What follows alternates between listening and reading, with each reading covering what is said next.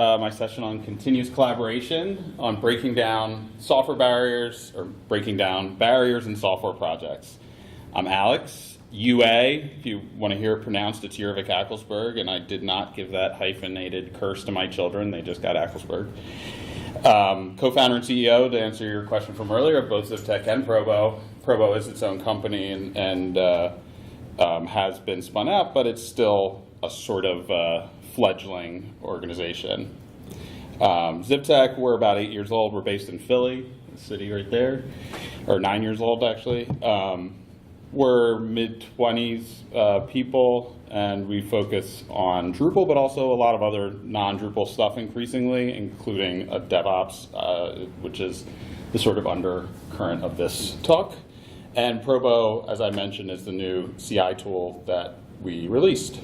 So just to give you a little background on myself and how I got here and sort of why this sort of software is really compelling to me for us internally and just in general. I got involved with Drupal starting in around 2003 and 2004 around the Howard Dean campaign, as did many Drupalers who you probably know, which I'll just go over. This page right here is from Zach Rosen, who's now the CEO of Pantheon. He was also one of the founders of Chapter 3.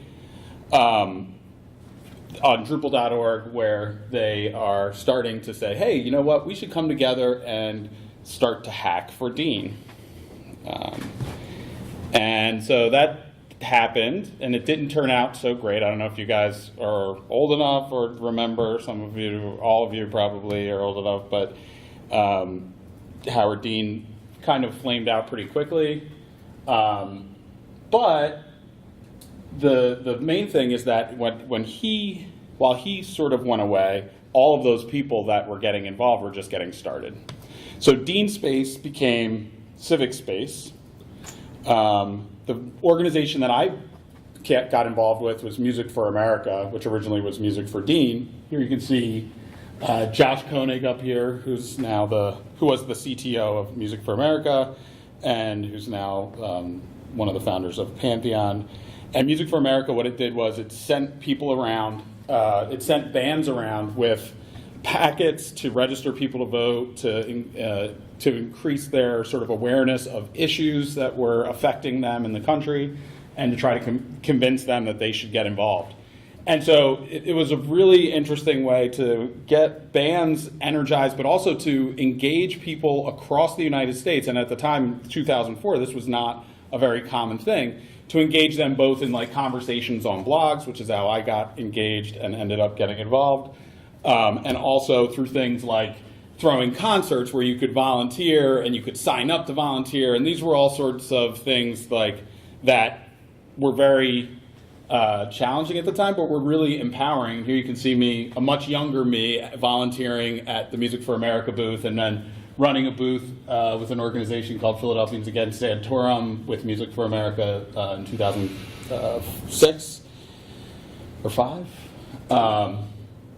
And, you know, the main thing, though, that was the result of this, number one, was that a lot of the core features that you've come to expect in Drupal were actually created by Civic Space and Music for America specifically to do this sort of collaboration and stuff. So like blogs, tagging, RSS, the node module that everybody likes. And if you were to look at like some of the core people in Drupal, Angie Byron worked there, Moshe Weitzman worked there, Adam Mordecai, or no, not Adam Mordecai, Aaron Welsh, Adam Mordecai's partner in Advomatic. And you can see some of the, by the way, that last slide and this slide are from Dries's Dries note from Los Angeles. But here you can see some of the sort of the sparks that came out of that, and some of the companies that were formed. Bright was the first Drupal company, I believe. They're no longer here, but you can just see some of the lines that started to come out of this, and some of them became businesses. I mentioned, and a lot of these, I found this online, and a lot of these no longer exist. I heard Trellin just went out of business as one of the Dean offshoots, Advomatic, Chapter 3, Development Seed, Civic Actions. A lot of these organizations started from there, and out of this started to come an ecosystem, and that's how I ended up getting involved. It was like, hey, well, all these other people need this, and so I started collaborating with people online and started Zivtech in 2009. And why no Zivtech? But and you know, this one, while it wasn't successful at first, eventually, and Blue State was part of this, and the White House was on Drupal. You know, eventually it did sort of, the community matured, let's say, although we may have taken a step back. And we went mainstream. This is from an Acquia slide, but just a bunch of, I mean, you guys all know the drill. Most of the major corporations and universities and large nonprofits use Drupal somewhere, if not across the board. And fast forward, and now we've professionalized, and we're deploying, you know, really important JONs. That's a Philly word that I've always liked to throw in there. It's a Phillyism, and it means literally anything. It could mean a girl, it could mean a car, it could mean a concert, it could mean whatever you want. You fill in the blanks yourself. And there's a link to if you want to find out what JONs are. So, but, you know, as we sort of, so to sort of transition to the talk though, you know, as we sort of started to work for bigger organizations with more and more people, things got pretty complicated, and our workflows, even though they improved a lot from CVS and SVN, really had got to a point where it was very hard to work together. So our old workflow was on a small scale, and it kind of sucked. And it did have tests sometimes, if we're lucky to get a client to pay for it. So, you know, if you're working in Drupal, you're probably familiar with this, the way that people have to work. A lead developer assigns some tickets from some specs they got from a client. One of the devs comes in, they're happy to give a hand. So Jason, you know, he sits down, he just writes some stuff, and he thinks gets it all going on his local machine. He thinks it's good. The project manager was like, hey, is it ready? But he can't really see anything yet, the project manager. The dev promises it's okay, but the project manager at this point is just got to take his word because he's not a developer. He doesn't know how to pull the code onto his own machine. So finally, Jason makes the code, and the PM asks the lead for a review. Now, in general, these reviews were happening only at the ends of a sprint because you would have to do a whole bunch of these, and to pull the code in and out well, we'll go through. So the lead developer checks out the branch, and she finds a problem. And again, so there's probably maybe 10 things she's looking at this point, and Jody has found some bug, so now she has to, well, first of all, she's going to get really upset. And if you've ever been around Jody for long, Jody grumbling is not a pleasant thing. So the dev is nervous. Now she's really mad. The project manager is getting pissed off, and now things are starting to get pushed back. She's madder. Oh, did I go the wrong way? I'm going the wrong way. The dev regrets his mistake, and he goes back and he fixes it. And he submits it again for review. The PM is hopeful this time. The lead developer sees it finally works. And she merges the fix. She's getting excited. But the client hasn't seen it yet. And so the client's been waiting for a while. And because they haven't seen anything since the last time the sprint started, most likely, because there's been nothing really new to show in that time period.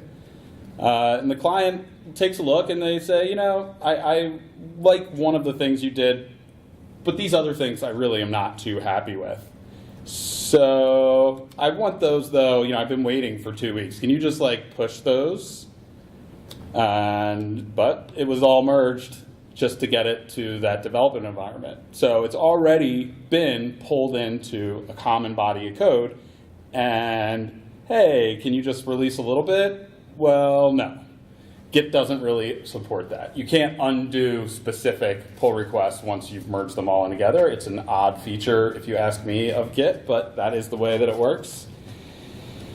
And so the lead developer now is manually pulling out those changes one at a time.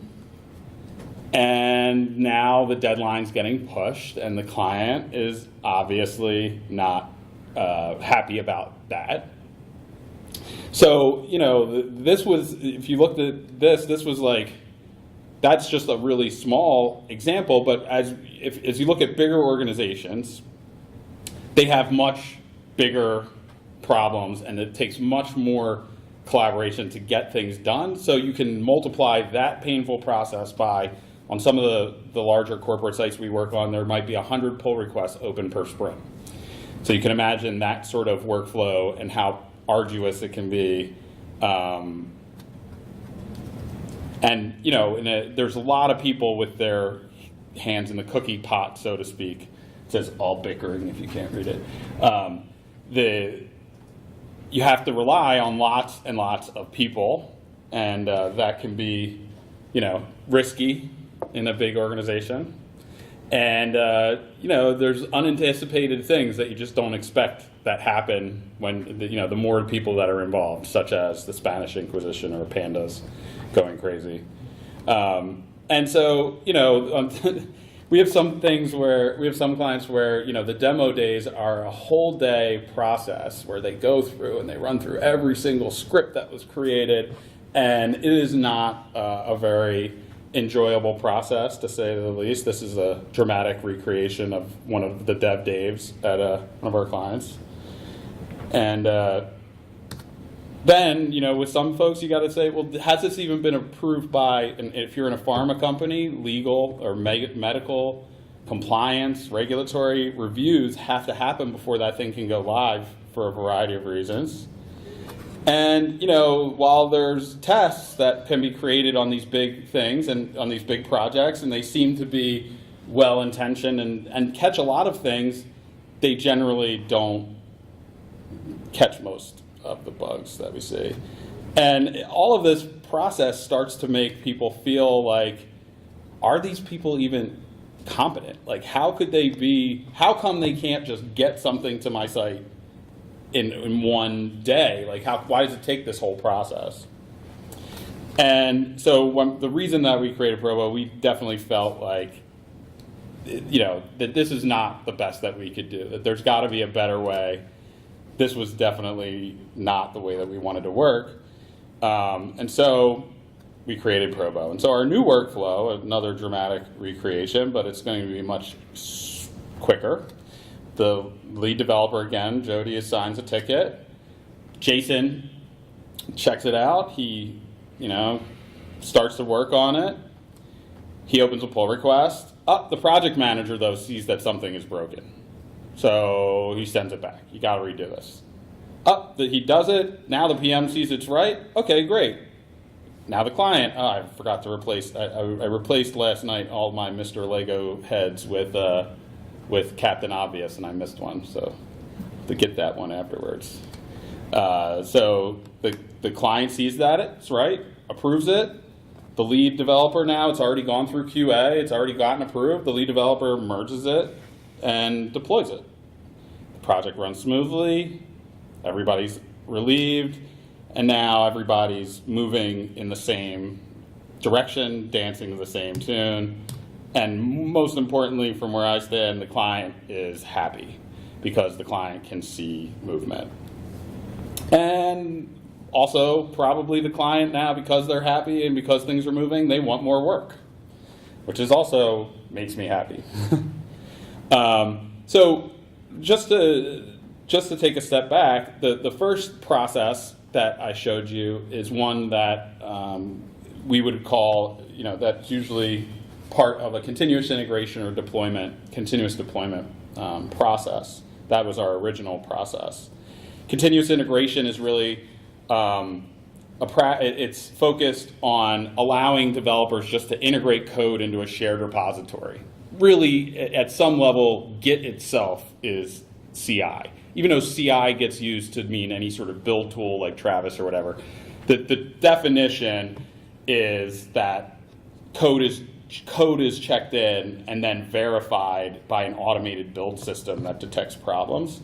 Then the next step up is continuous delivery, where you ensure that it can work on some specific hardware, and you work in very short cycles, and you ensure, like agile, and you ensure that software can be released at any time. But while it does help reduce costs, it's not really answering it's answering only part of the questions that we want to ask. So the CI and CD questions that are asked that are super helpful, don't get me wrong, but we'll, to come back to in a second, are not sufficient. So some of the questions are like, does this work with automated unit and integration tests?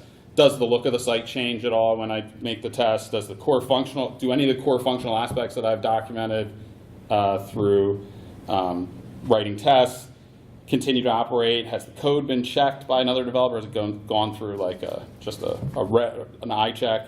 Does this work in every type of environment that we need it to? And can the site be deployed without breaking it or causing downtime?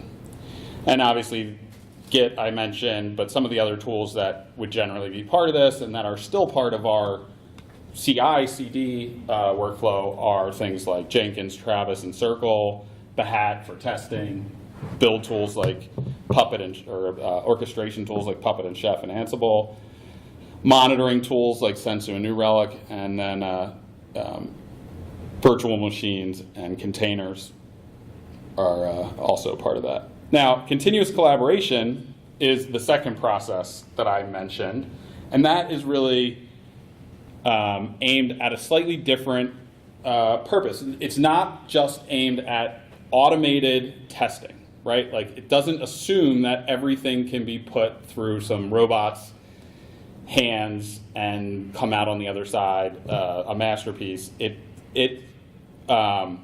really aims to help people work seamlessly across all of these different settings and in non-technical and technical departments. And really the aim is to reduce the friction associated with creating code and remove the bottlenecks that are created by having to go through the senior developer for so much.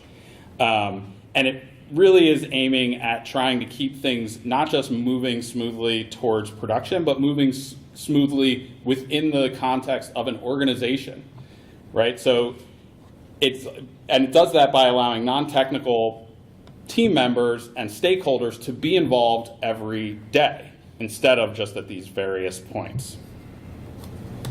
So the things that we try to answer with continuous collaboration are questions more like, does this work meet the business objectives that led to the work being requested?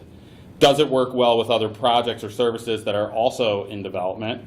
Has it gone through medical, legal, regulatory, and compliance review?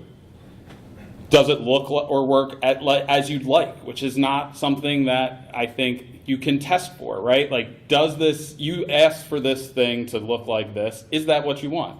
Maybe you sounded better or looked better on paper than on the site. And would you like to make any changes to how it looks or works? And has it been approved by all affected stakeholders? So GitHub is obviously one of the tools that we use in this process, but then the other tools that I would say are more like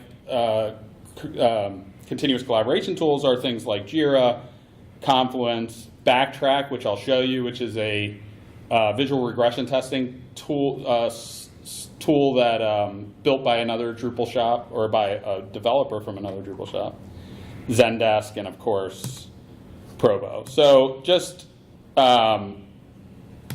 to sort of one last run back through. So like without Probo, our in-progress application had a mix of things that are and are not yet vetted by clients. The testing of feature branch was very complex. Our devs were wasting a lot of time switching context. Oh, sorry. And our test content was getting lost before feedback came in. And with Probo, obviously it's the opposite of that. Every team member and client can see all the features. In-progress work has already been approved. The in-progress application, so the dev branch, only has work that's been approved in it. Reviewing is a lot easier and can be done by non-developers. And even for our developers, one of the things that Jody, for example, really loves is she doesn't have to pull down a development branch ever. So she gets to work, she can work on her iPad if she wants, reviewing all these tickets and code, which is not something that was possible for. We can keep our test content, which I'll show you, and the deployment steps have always been verified. So the other thing that this has done is it's changed how we work as a team. One of the biggest changes is it's moved us from a sprint-based firm where we would have set dates for releases into a Kanban-style development where we can make a release whenever we want.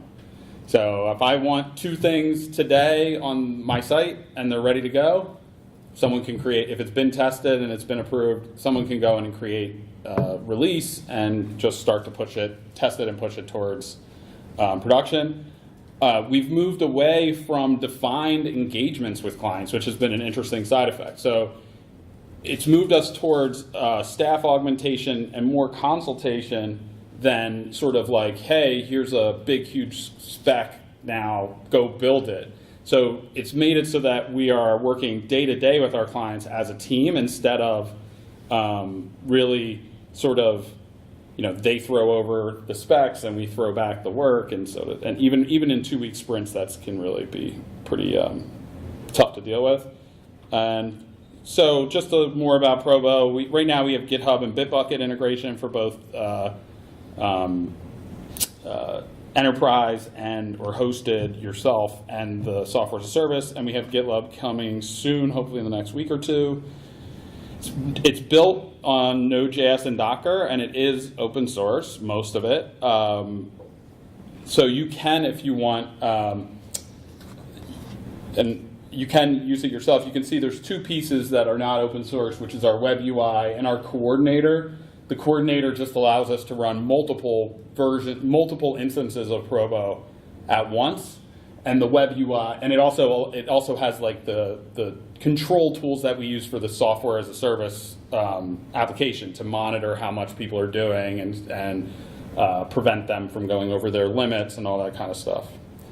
And yeah, so sleep better with Probo. So it definitely has made it much less, made things much less stressful for us. But I'll give you a demo now, just to show you what I'm talking about. And one thing I will note about Probo, while we are known as a Drupal shop and we do a lot of Drupal work, it will work with anything that runs in Docker.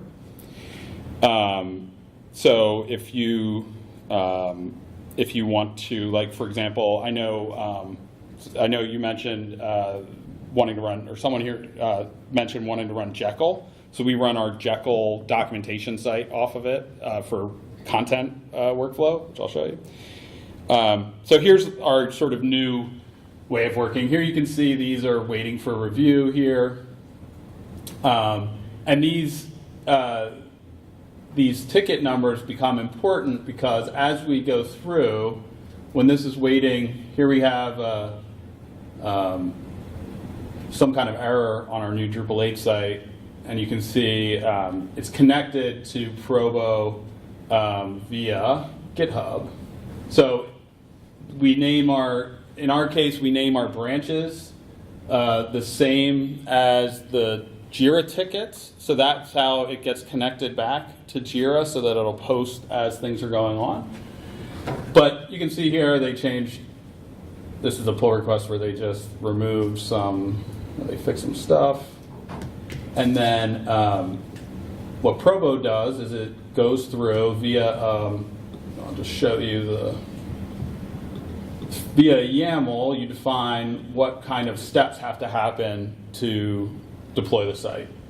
So you can see here we have a version of, we're using we offer like 3 right now containers. We have to do some special stuff to get it to work in Probo's environment because we have to be able to inject instructions into it and pull logs out of it and find out how big it is and stuff like that. So we have to, there's a bit of work that has to happen for us to get Docker images on there. So right now we just have 3, but we're automating that at the moment, and we should be able to, at least for our sort of bigger plans, we'll be able to have them have their own Docker instances. But really all that's going to do is save you some time, because ultimately you can run any command you can run in inside of a Linux box in Probo. But if you are using Drupal, it does have some, it has a plugin, and also for WordPress, LAMP, I think Python and Django are coming out soon. But basically, it'll do a lot of the stuff that you need to, like, so for on a WordPress site, if any of you were in the WordPress versus Drupal thing yesterday, it'll rewrite all the URLs so that the WordPress site will work completely, whereas that's a little bit of a pain. And in Drupal, it does things like clear the caches, configures things. You can append stuff to your settings files. It'll run tests if you want. And here you can see it's a little bit of a hacky way to do it. But here you can also see what we're doing is we're posting back to Jira a link to the Probo environment as well as to the backtrack. And here's the actual Probo interface that you get taken to. And you can see it runs through the tasks. Here's the composer packages if you're using Composer. And then it leaves the site there so that you can see it. It also allows you to pin the build, so that normally what it'll do is, like, if you were to make a new version of the pull request, it'll just blow away the old one and recreate it because it assumes that you want the latest one. But let's say you had content in there that you needed to save, you could pin it, and then it won't get reaped when you run out of space or whatnot. There's always a build permalink, and the reason for that is that you can have, for each pull request, right, you might have a bunch of different versions of it, and so each of those will just get appended with like a -- pull request in the URL. Here's one of the, this is one of our clients. Here you can see the ticket was a button, apply this button style. You can see it's related to this Git issue. He says here, ensure the button in Probo build is visible. You can see here on the live site, you can see that button became invisible when we pushed a check. I don't know why. But here, now you can compare it, and obviously it's working, and that's like maybe like a small thing, but it was a pain in the ass to show before. And it also, let's see if ACF isn't posting back to Backtrack, but just to show you, if we had it working with Backtrack, this is Backtrack's interface here, and you can see that it's going to show me that something changed here. And actually, so we can see what changed over here. This is the old version. Oh, he just got a new title. He got a promotion. Good way to go, Lawrence. So that's why that's why it changed, but you can just see that it sort of shows you, hey, look, this was different when you posted it than when I originally took the snapshot. If you've never used a visual regression testing tool, this is a good one. I really like this one. It's pretty simple and straightforward, and I like this little slider thing.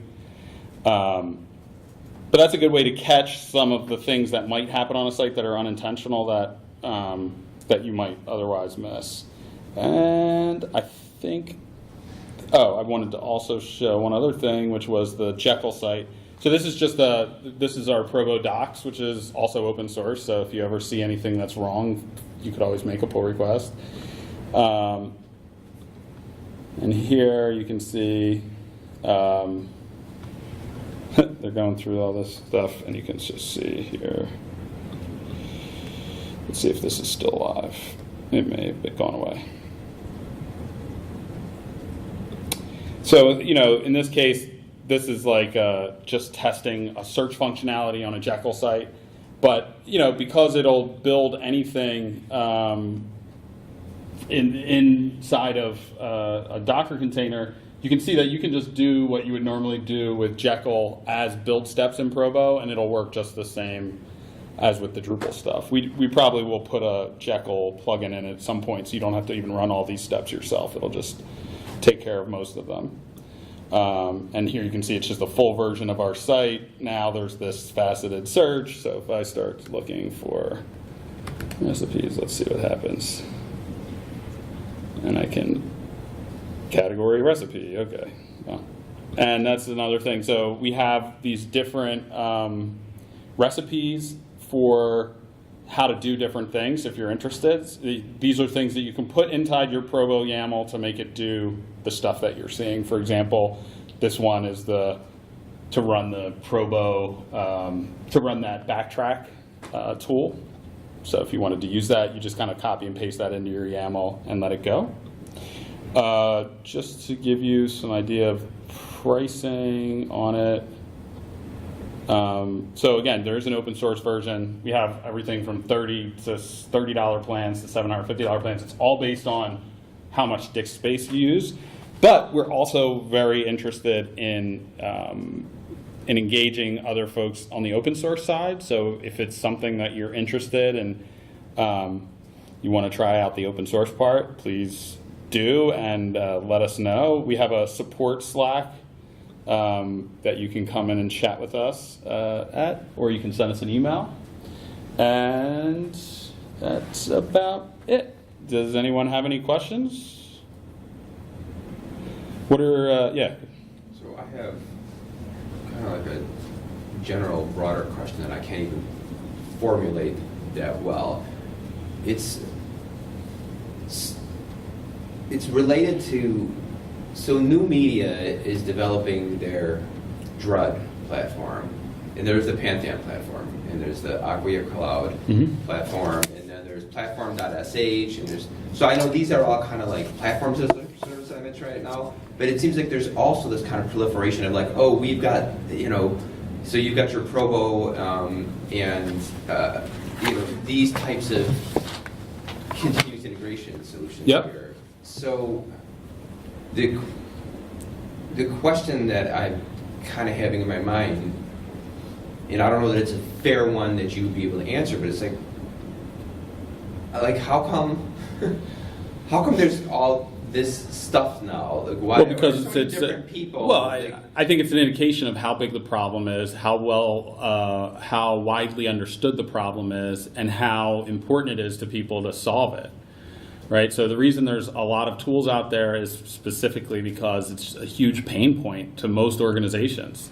Anybody that's, I mean, that workflow that I showed isn't an exaggeration, I don't think. I mean, I think it's pretty, it was, I mean, I remember there was one of our big clients, the last release we did for them before Probo, I think they were going to drop us and they were going to kill us. And it was like only through, because the process started dragging on, and once, you know, because like there were so many things going into the release and bugs kept showing up, and then they would be like, oh, well, we want to release this stuff, and always like that, but it just became such a chore, and everybody lost track of what's even the canonical branch anymore, and so on. And then after Probo, it was like night and day with them. Like we could every day talk to them, show them stuff, and they could see the progress.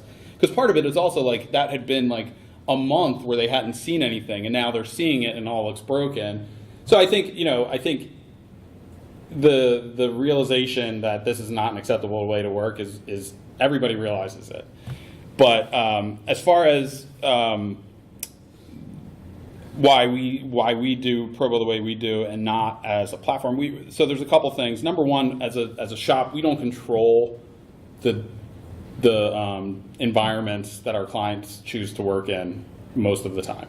So they're already hosting internally, or they're hosting on Pantheon, or they're hosting on Acquia, or a lot of them are hosting on both for a variety of reasons. Or, you know, and then the other part is like, we love Drupal, but we're not just a Drupal shop. And we deploy lots of things that are not Drupal, like Node apps, and we've built, you know, like just straight Angular apps, and we build mobile apps using PhoneGap, and all sorts of things that are not Drupal, and we don't want to be stuck on like a platform for those things. And then one of the interesting things I think that I've noticed about a lot of these tools that people have developed, Pantheon, Acquia, platform, is that they didn't open source a lot of it, right? And for me, I'm like, that's the thing that got us here. Yeah. The reason we're all here in this room is because of open source. And it's not just because of the sort of goody two-shoes part of it, like I was showing earlier, it has led to real power and real change, open source has. And so we really went at it from the perspective of this needs to be open source first, and then we'll build a product on top of it. And so I hope that that ends up becoming a differentiator between ours and some of these other platforms. But ultimately, I think, and pricing is, I mean, if you've ever dealt with some of these big vendors, their pricing is probably pretty punitive for a shop our size, 25 people or something. So for us, it was just a matter of we want something that's open source, that's built in a certain way, and that is agnostic to the sorts of tools that are out there, and that we can the recipes are at some level kind of like hacks, like you can, and that was the spirit of what we were doing early on too, which is like, just get it done. Like we have a goal to like do something, let's go get it done instead of trying to do everything perfectly. So it also opens up a lot of opportunities to do new and interesting things that maybe we haven't even thought of. But it's definitely not, we're not the only ones doing it. And having not experienced, I've seen the Pantheon tools, and I will say that I think if you've used them versus this, you could see the differences. Well, that's part of what I'm getting when you're talking about the open source. It's not so much why are these tools being developed. I understand that there's a pain point. The question is more geared towards why is everybody doing this on their own? That's a good question. People going at, that's a good question. The DevOps now has been a thing for a while, and DevOps is sort of like there's all these open source tools and there's all that collaboration. Like, how can we do this stuff better? And it just seems like there's a lot of this stuff now where everybody's running off doing their own thing. Like, well, okay, here's our thing, and here's our. It's like, right. Like, well, why is this? Why is it not? If so many people have these pain points, like why are not more people collaborating? Saying let's put our resources and our heads together and. I mean, it's a good question. I mean, I think. When you're running a business and you're developing products, even if you're normally an open source service shop, I mean, as an owner, I can tell you that it's a very difficult decision to make to open source the stuff that you're spending so much money Sure. at first on you. It's there's nobody else sharing your costs at that point. So to push it into open source feels like it's difficult. And then if you raise money, it's going to be much more difficult if you raise money before you decide whether to open source it, because in general it's not very well accepted in investment circles to have open source IP still. So I don't know why there's not more collaboration. I would hope that there would be more collaboration, and we're working on, like I said, we're working on getting more open source folks involved in Probo, and we're trying to, right now, I mean, just on a technical side, we're stripping out piece by piece. We adopted a tool called RethinkDB for a lot of what we did, which I'm not the technical person. I didn't make the decision, so I'm not 100% sure why it was made to scale it, but premature scaling is like a common thing. So we're putting it into Postgres right now, and I think once that's done, it'll be a lot easier for people to contribute to Probo or to try it out, because Rethink it's a beast. But our real hope is that some of these folks will say, you know what, why don't I just offer, I mean, there's no reason you can't just offer your own service on top of it. Why are you spending all this money to do it again when it's already there? How much money it takes up front. That's like Benjamin Allen Cohen with his idea with Drutopia. He's saying, there's this stuff that we want to have done, and if we can kind of create like this cooperative and have everybody contribute towards some of that cost there, so that you don't have one company that's like, it's going to be this huge investment for it. I'm saying, I don't know that's a fair question to ask you that you have to address, because you're not the only one, that's in this situation, but that's just the thought that's going around in my head. It's like, man, like, especially coming from the Drupal community, the idea is like, don't just write another contributed module. Talk with the maintainer of that module and see how you can collaborate so that you don't have all of these different choices. Oh, I agree completely. I think. What's that? A lot of times you don't have time to talk to the guy who wrote the contributed module. The client needs it done now, and you just need to do something. So I kind of added to my talk the other day about Composer and patching. You just write a quick patch, then when you have the time, then you try to get it in there and get it contributed. A lot of times, there's patches that never get merged. Like, people do stuff, and it's a great idea, except some people out there just have a chip on their shoulders. Oh, yeah. Don't like people, like, judging the code. It's just the way people, like, it's just the way that human nature is. But on the other side of it, what your approach here is that you're explaining Drupal, but you still remember Acquia threw a lot of money at a lot of shops to get all this stuff ready for Drupal 8. And so this is the same, you can take that same concept out into like this style of world. Like, I can tell you right now, the problem that they have to solve is the same problem that everybody has to solve. But I can't go around telling everybody to use Travis CI or Jenkins or anything else like that, because like, people come out with it, it's utilized. If you have the use case for it and you consider it like a cost of doing business, then cost really isn't an issue. And when it comes down to it, I think of it just like anything else. Like, if you're going to contribute, a lot of people try to contribute on work hours, and your companies will allow you to do that. But when it's all said and done, there's just not enough time in the day for what's considered like viable timing and time to do stuff that's truly open source. Yeah, I mean, I don't know if that's the main thing here, though. I think it's like, it's more like everybody, there's a tendency, I think in this case, as far as like Pantheon and Acquia go, I mean, I think there's a tendency once you have money raised to like just abandon that. They still contribute a whole lot. Both of them, right? But like, if they think it's like part of their core business, then forget it. It just makes it much more difficult. But I think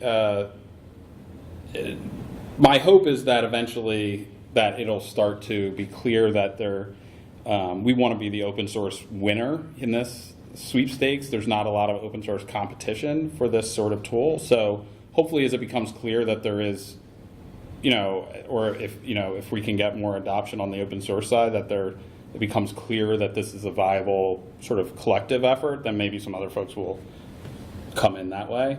But it's not always easy. Like, as just an example, one of those two companies has an investor who's also a very active investor in another CI tool.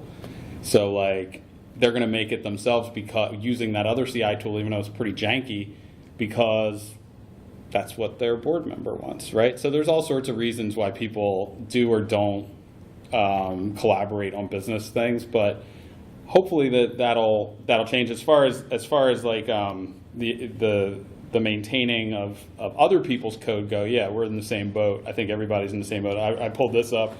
This is LDAP provisioning patch that my partner Jody made, and it's like minus 9,000 lines and plus like 50 or something, which is like epic. You fail. And the guy never committed it to the branch, and it was like, I don't know, is it just like and this is sort of off topic, so I'm gonna hit the button. Goodbye.